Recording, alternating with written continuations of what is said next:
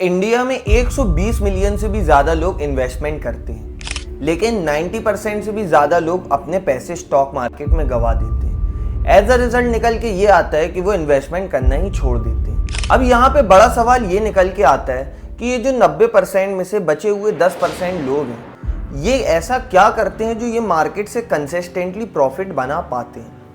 अब जब मैंने इस चीज़ पर रिसर्च की तो मैं भी ये चीज़ जान के शॉक हो गया।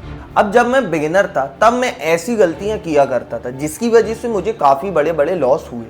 लेकिन जब टाइम के साथ मुझे एक्सपीरियंस आया और मैंने कई नई चीज़ें सीखी, कई एक्सपीरियंस लिया, कई रिसर्च की, उसके बाद मुझे ये जो 90% लोग गलतियां करते हैं वो सब गलतियों के बारे में पता चला। अब यही सब गलतियों के बारे में आपको इस वीडियो के बारे में पता चलने वाला, और आपको इन्वेस्टमेंट करने का तरीका कैसे चेंज करना चाहिए, आपको कैसे अच्छे सेक्टर्स पिक करना चाहिए, या फिर आपको इन्वेस्टमेंट किस तरीके से करना चाहिए, ये चीज़ें आपको इस वीडियो में जानने को मिली। अब हो सकता है कि ये वीडियो आपके लिए बहुत ही इंपॉर्टेंट होने वाली हो, जो कि ये देखने के बाद आपका पूरा इन्वेस्टमेंट करने के तरीके को बदल सकती है। अब ये सीखने के लिए इस वीडियो को एंड तक ज़रूर देखना ताकि आप इस वीडियो से कुछ नॉलेज ले सको। हे एवरीवन, तो ऐसी क्या गलतियां हैं जिसकी वजह से majority of the people market में पैसा गंवा देते हैं, और एक बार, दो बार, तीन बार पैसा गंवाने के बाद वो डिसअपियर हो जाते हैं स्टॉक मार्केट से। अब वो लोग प्रॉफिट में आने के लिए या फिर लॉस रिकवर करने की वजह से ऐसी कई इन्वेस्टमेंट गलतियां करते हैं जिसकी वजह से वो मार्केट में आगे तो नहीं बढ़ पाते बल्कि स्टॉक मार्केट से डिसअपियर हो जाते हैं। अब ह्यूमन साइकोलॉजी ये है कि अगर आपको एक बार लॉस हो गया तो आप दोबारा उस लॉस को कवर करने के लिए इन्वेस्टमेंट करोगे, और अगर आपको बाय चांस दोबारा भी लॉस हो चुका है तो आप तीसरी बार उस दूसरे लॉस को कवर करने के लिए इन्वेस्टमेंट करोगे। लेकिन अगर आपको तीसरी बार भी लॉस हो जाता है तो आप मार्केट से गायब ही हो जाओगे, मतलब आप वो चीज़ करना ही बंद कर दोगे जिसकी वजह से आपको लॉस हो रहा है।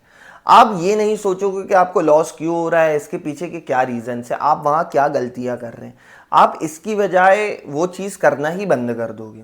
अब जो लोग अपने लॉस की वजह से इन्वेस्टमेंट करना छोड़ चुके हैं, या फिर जो लोग इन्वेस्टमेंट करे ही नहीं है आज तक, उनको मैं ये बता दूं कि स्टॉक मार्केट सबसे आसान तरीका है पैसा बनाने का।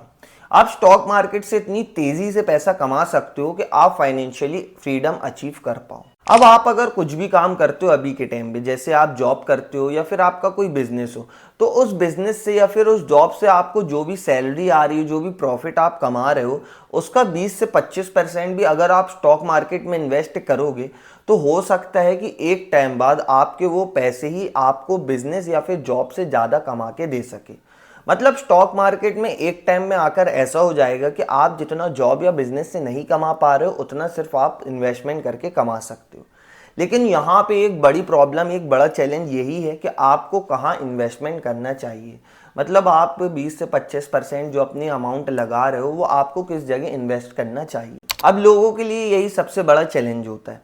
अब यहाँ पे एक एग्जांपल के लिए मान ले रहे हैं कि कोई भी XYZ, जैसे कि MRF कंपनी है, ठीक है, या फिर टाटा कंपनी है, टाटा का कोई भी एक ऐसा स्टॉक है। अब मैं अगर आपसे बोलूँ कि आज से एक साल बाद टाटा का स्टॉक आपको 100x रिटर्न देगा, तो आप आज ही कहीं से भी पैसों का जुगाड़ करके उस टाटा के स्टॉक में पैसा इन्वेस्ट कर दोगे, और एक साल बाद आपका पैसा 100 गुना हो भी जाएगा। तो सबसे इम्पॉर्टेंट चीज़ यही होती है कि आपको अपने पैसे कहाँ इन्वेस्ट करना चाहिए। अब आप अगर सही जगह इन्वेस्ट करोगे तो आप अपने पैसों को बढ़ा पाओगे, लेकिन उसी जगह अगर आप गलत इन्वेस्टमेंट करोगे तो आपको एक टाइम पे आके लॉस ही होगा, और जो 90% लोग गलतियां कर रहे हैं वही आप भी करोगे और एक टाइम में स्टॉक मार्केट से एग्जिट ही ले लोगे। अब यहाँ पे सबसे बड़ा चैलेंज यही होता है कि आप कौन से सेक्टर को पिक करो, कौन से स्टॉक को पिक करो। आज की वीडियो में मैं आपको यही बताने वाला हूँ कि आपको कौन से सेक्टर को पिक करना चाहिए। अब ये तरीके का यूज़ मैं पर्सनली करता हूँ, और इसके पीछे कोई रॉकेट साइंस नहीं है। एक बेसिक सा नॉलेज चाहिए, एक बेसिक सा कॉमन सेंस चाहिए जिसका मैं खुद यूज़ करता हूँ। अब ये सब चीज़ें बताने से पहले मैं एक चीज़ क्लियर कर देता हूँ कि मैं कोई फाइनेंशियल एक्सपर्ट नहीं हूँ, मैं सिर्फ अपना नॉलेज आप तक पहुँचा रहा हूँ। इसलिए अगर आप इन्वेस्टमेंट करोगे तो खुद की रिसर्च से करना, मेरी वीडियो को एज अ नॉलेज ही लेना। अब कोई भी सेक्टर को पिक करने का सबसे आसान तरीका है जिसका मैं यूज़ पर्सनली करता हूँ। अब मान लो कोई भी सेक्टर आने वाले टाइम में बहुत बड़ा बनने वाला है, ठीक है, आपको कुछ भी नहीं पता उस सेक्टर के बारे में, आप बिल्कुल बिगिनर हो, आपको कुछ भी नॉलेज नहीं है, तो सिंपली आप उन सेक्टर्स की तरफ देखो जिसको गवर्नमेंट पुश कर रही है, मतलब वो सेक्टर जिसकी तरफ गवर्नमेंट का काफी ज्यादा ध्यान हो। अब गवर्नमेंट ही तो ओवरऑल देश चला रही है, गवर्नमेंट का ही देश है, government he rules and regulation लागू करेगी, गवर्नमेंट की वजह से ही देश चल पाएगा। इसीलिए आप उन सेक्टर्स की तरफ देखो जिन सेक्टर में गवर्नमेंट एक पॉजिटिव इम्पैक्ट दे रही हो। अब अगर कोई भी XYZ बिजनेस है और अगर वो बिजनेस को गवर्नमेंट खुद बढ़ाना चाहती, तो आप खुद समझ लो कि वो बिजनेस को बढ़ने में कितना ज़्यादा इजी होने वाला है।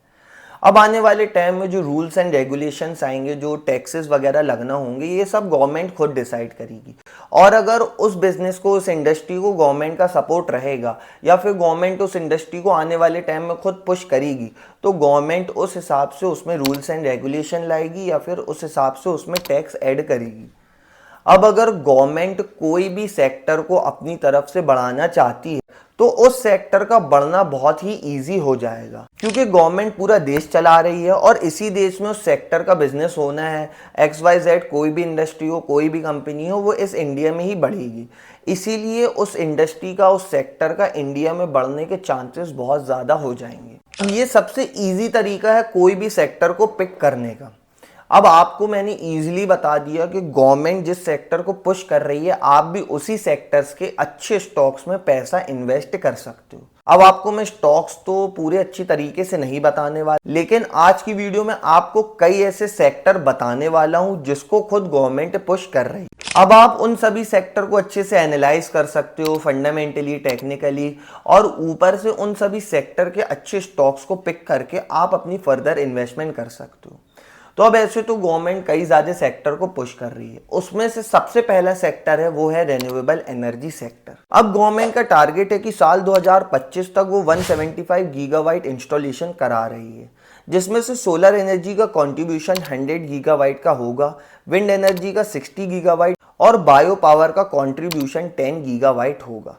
इसके अलावा स्मॉल हाइड्रो पावर का कंट्रीब्यूशन 5 गीगावाट होगा। अब गवर्नमेंट फॉसिल फ्यूल और दूसरे जो सस्टेनेबल एनर्जी हैं उस पर डिपेंड नहीं रहना चाहती। अब गवर्नमेंट इंडिया में फॉसिल फ्यूल का यूज बिल्कुल कम करना चाहती है और उसकी जगह जो इलेक्ट्रिसिटी जनरेट हो रही है या फिर फॉसिल फ्यूल से जो भी काम हो रहे हैं उसकी जगह पे रिन्यूएबल एनर्जी को लाना चाहती है, जहां पे गवर्नमेंट इंडिया में इलेक्ट्रिसिटी पूरी तरीके से सोलर एनर्जी से प्रोड्यूस करने वाली है। अब ये चीज अभी के टाइम में बहुत ही कम लेवल पे है, लेकिन आने वाले टाइम में इसका मार्केट बहुत ज्यादा बढ़ने वाला है, क्योंकि जिस लेवल पे, जिस टारगेट पे गवर्नमेंट को काम करना है, उस टारगेट का अभी तक कुछ भी अचीव नहीं हुआ अगर हम अभी देखें तो। क्योंकि साल 2025 तक गवर्नमेंट जितना सोच रही है अभी तक उतना नहीं हुआ है। इसीलिए इस मार्केट में अभी बहुत बड़ा गैप है और आप इस गैप को फुलफिल करने के लिए इस सेक्टर में इन्वेस्टमेंट करने की जरूर सोच सकते हो। इसके अलावा मैंने इस सेक्टर पे, मैंने सोलर एनर्जी सेक्टर पे एक पर्टिकुलर वीडियो ऑलरेडी बनाई हुई है, इसलिए अगर आपको उसके बारे में और डिटेल में जानना है तो आप वो वीडियो को भी देख सकते हो।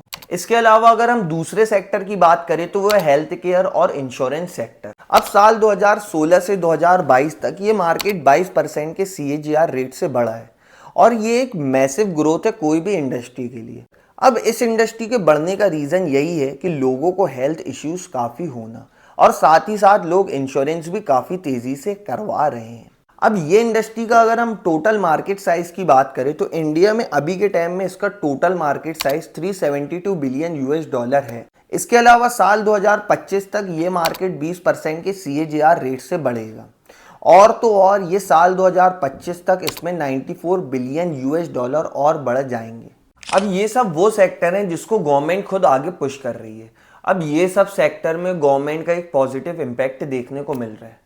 अब ये बहुत ही ईजी हो जाता है उन सभी बिजनेस के लिए जिसकी तरफ गवर्नमेंट खुद देख रही है।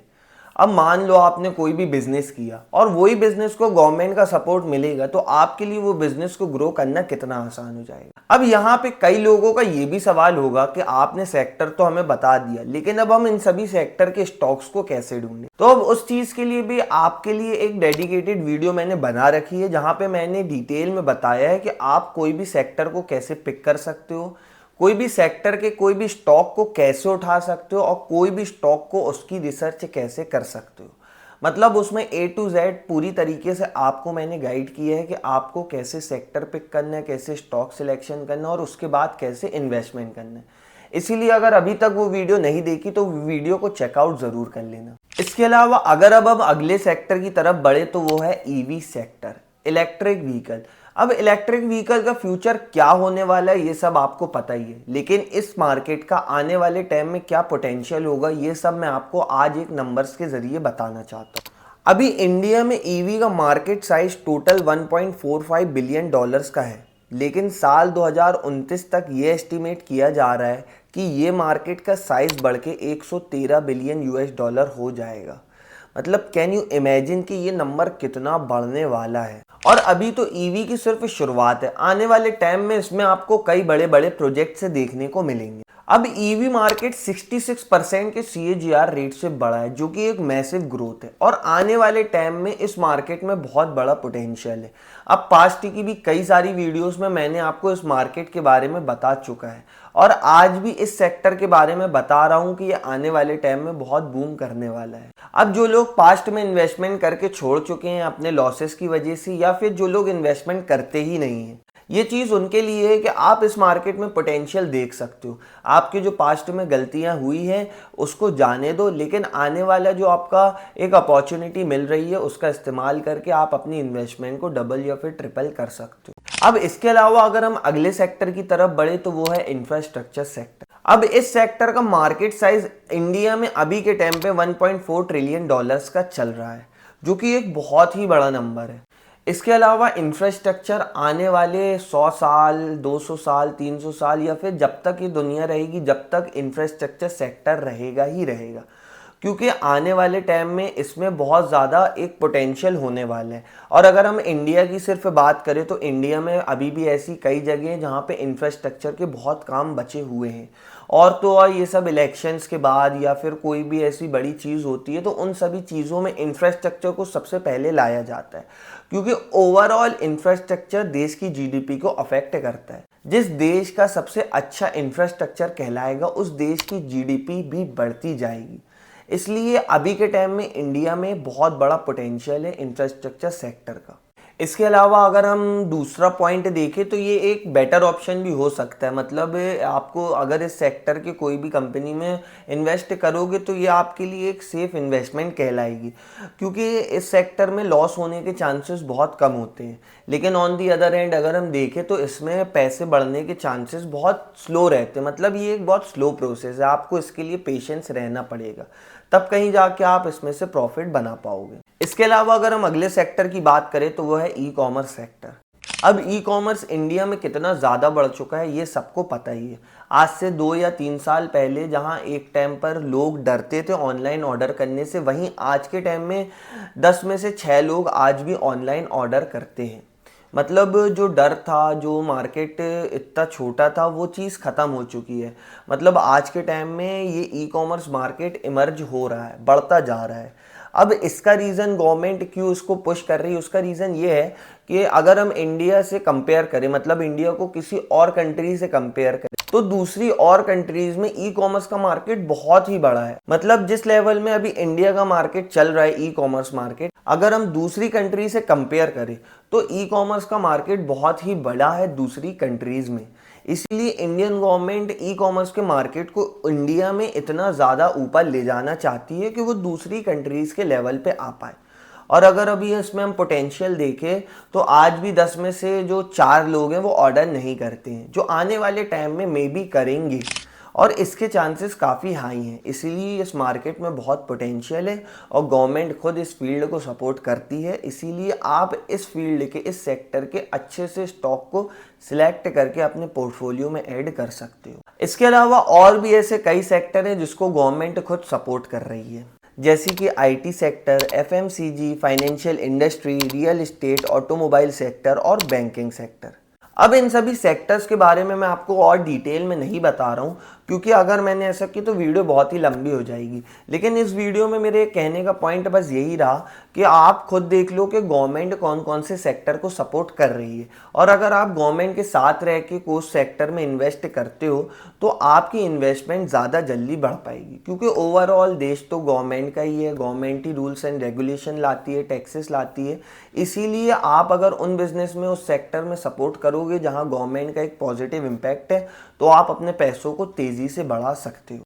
अब मैंने सभी सेक्टर्स के बारे में बता दिया आपको, इसीलिए इस वीडियो को अगर कोई सा भी 1 सेकंड का भी पार्ट आपको इन्फॉर्मेटिव लगा हो तो प्लीज़ इस वीडियो को लाइक ज़रूर कर देना। इसके अलावा अगर आप स्टॉक मार्केट को एज अ करियर देखते हो, अगर आप स्टॉक मार्केट में करियर बनाना चाहते हो तो स्क्रीन में आ रहे ये वीडियो को ज़रूर चेकआउट कर देना। So that's all in this video. Please drop a like if you find this video helpful and dislike it if there was any mistake. So bye bye and have a great life.